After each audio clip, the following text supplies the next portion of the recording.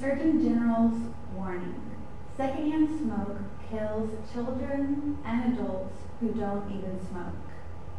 Non-smokers in New York want clean air for longer lives. Smokers, on the other hand, are asking what smoking ban and lighting up anyways. The New York smoking ban isn't actually as far-reaching as smoking bans in other cities. There are 4 main points. Secondhand smoke causes cancer and other diseases, including death. Non-smokers are concerned about this even at parties. Smokers still smoke like outlaws is the second point. The third point, all-out ban over dedicated smoking areas has added benefits. And fourth, the New York smoke ban is not overreaching, as there are smoke bans in other places that reach even further. In this editorial in the New York Times, it's titled "Too Much of a Good Thing," and that is basically its main argument. The main disagreement against this is from a source, Cruz, and its argument is, what difference does it make how far the smoking ban goes whenever smokers are going to smoke anyway? And in the New York Times article, they argue that the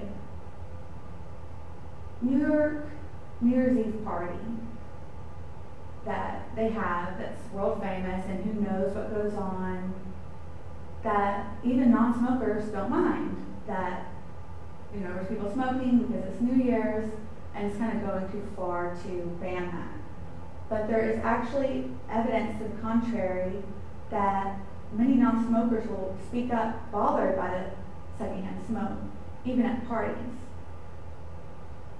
Cancer.org states you should be especially concerned about exposure to secondhand smoke in public places. Smokers want clean air for longer lives.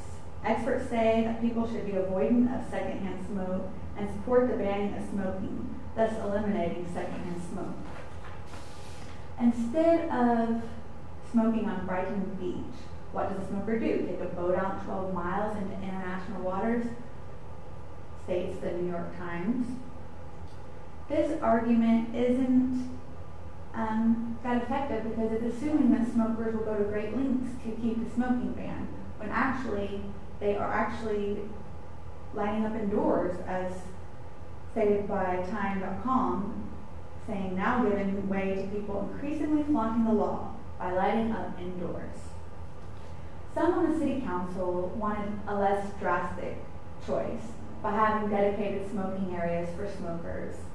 But there are sources like the LA Times that refute this by saying that by not smoking at places like stadiums and elsewhere, parks, beaches, you are not only getting the health benefits, but you're reducing littering and preventing fires. And if people can't smoke, they won't. So it's helping people quit.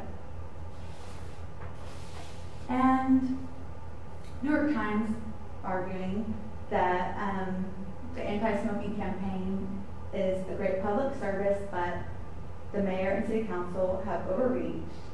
This argument is not as effective as the next source, as it demonstrates that the cities in other parts of the country have even stricter ordinances against smoking.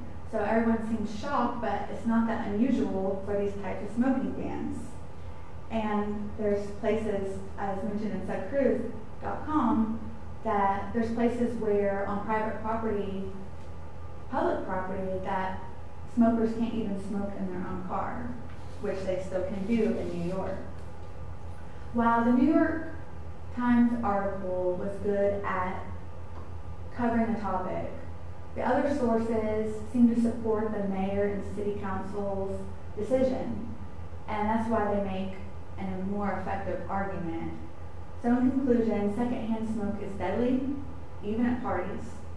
Smokers ask what smoking ban and smoke anyway. The negative effects of cigarettes are not only secondhand smoke, but also litter and fire hazards. New York smoking ban has not gone as far as other smoking bans, and it will probably go even further.